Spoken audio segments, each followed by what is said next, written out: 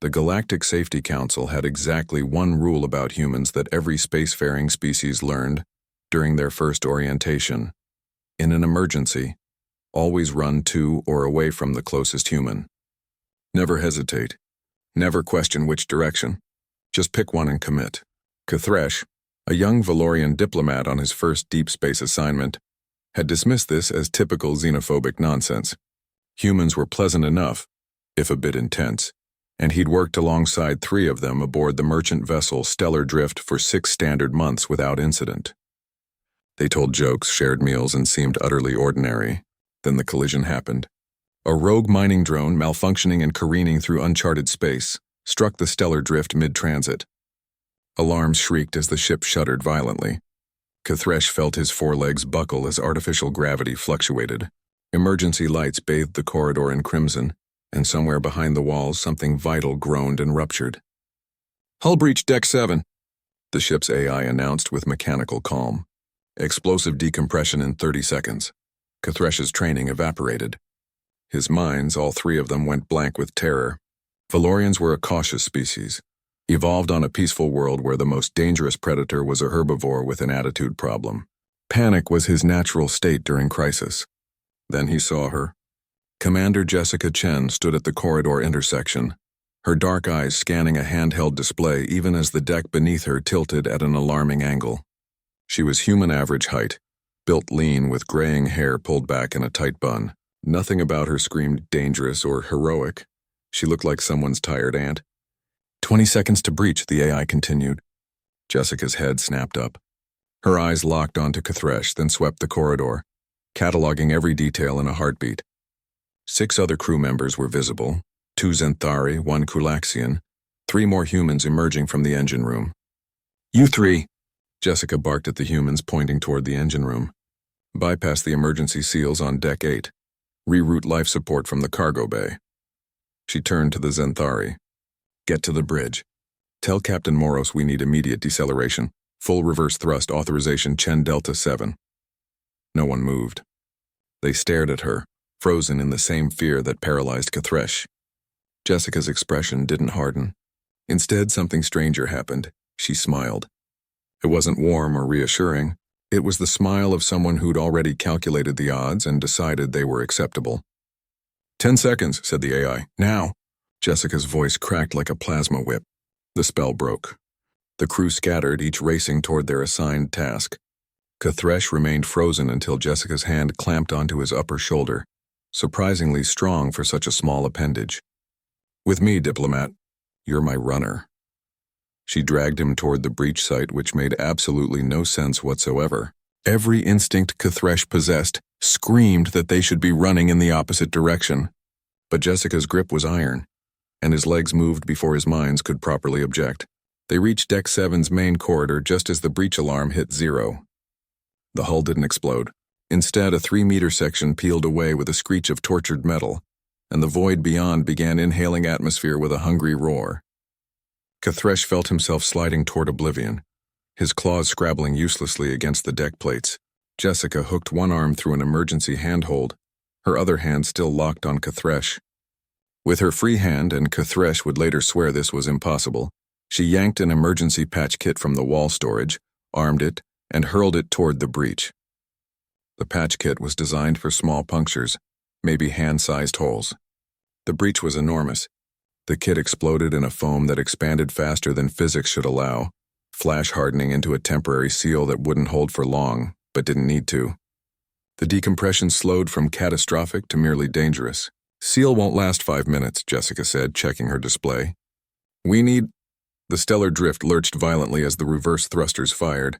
K'thresh heard Captain Moros's voice over the intercom, announcing emergency deceleration.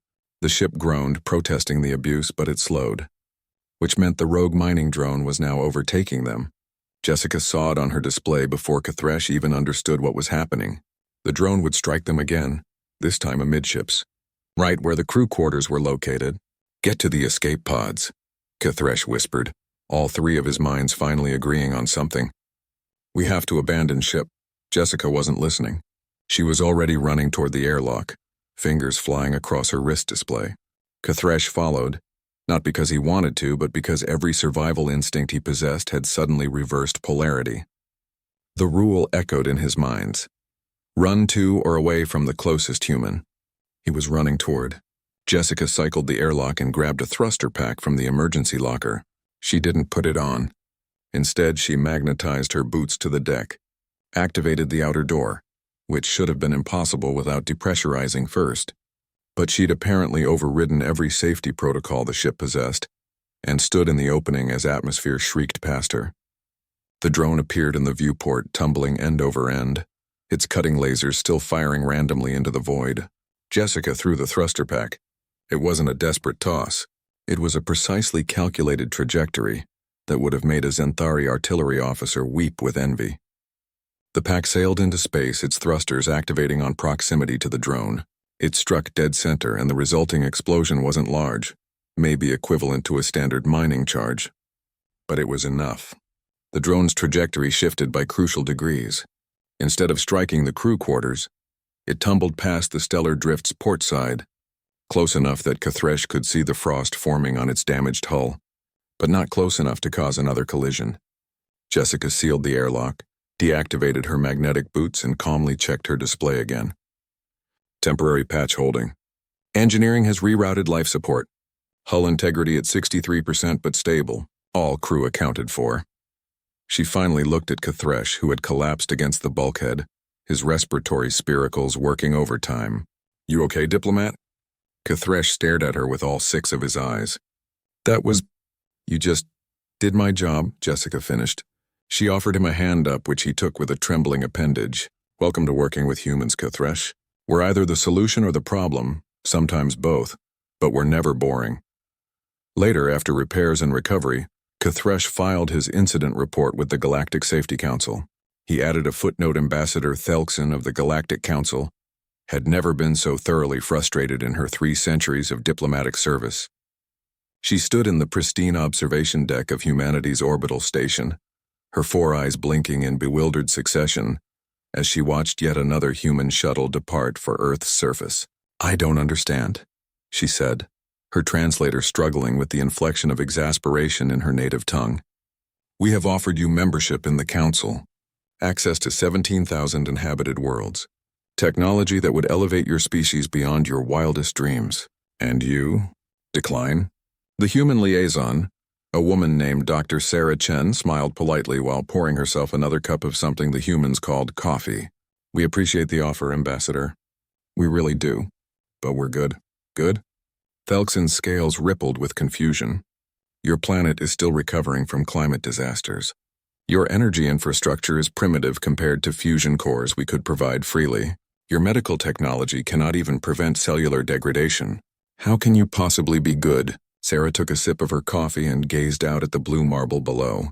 "Because those are our problems to solve. And honestly, we're kind of enjoying the process." The ambassador had heard variations of this response for 6 months now, ever since the Council had made first contact with Earth. Every species in the galaxy had jumped at the opportunity to join the galactic community. Every single one. The Jatari had practically begged. The Ventorian Empire had offered tribute. Even the notoriously proud Krell had eagerly signed the membership charter. But humans had said thanks but no thanks and gone back to whatever they were doing. "Your governments have been fractious." Thelson tried another angle. "We could provide unified administrative frameworks, peace protocols that have prevented galactic war for 12,000 years. "Yeah, we saw those protocols," Sarah said. "Very impressive. But we've got a saying here: if it ain't broke, don't fix it. And our messy, chaotic system? It's not broke. Not really. But you fight amongst yourself to the famous rule about humans and emergencies." The footnote read, "The direction you run matters less than you think. Somehow you'll end up where you need to be." The Council approved the addendum unanimously. They'd all heard similar stories. Every species had, because humans didn't just survive emergencies.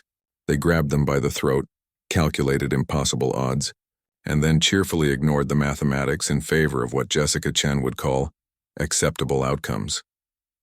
Kathresh never forgot that day, nor the lesson it taught him. In an emergency, the closest human wouldn't just save your life. They'd make you wonder why you ever thought the universe was a dangerous place, when clearly it should be terrified of them.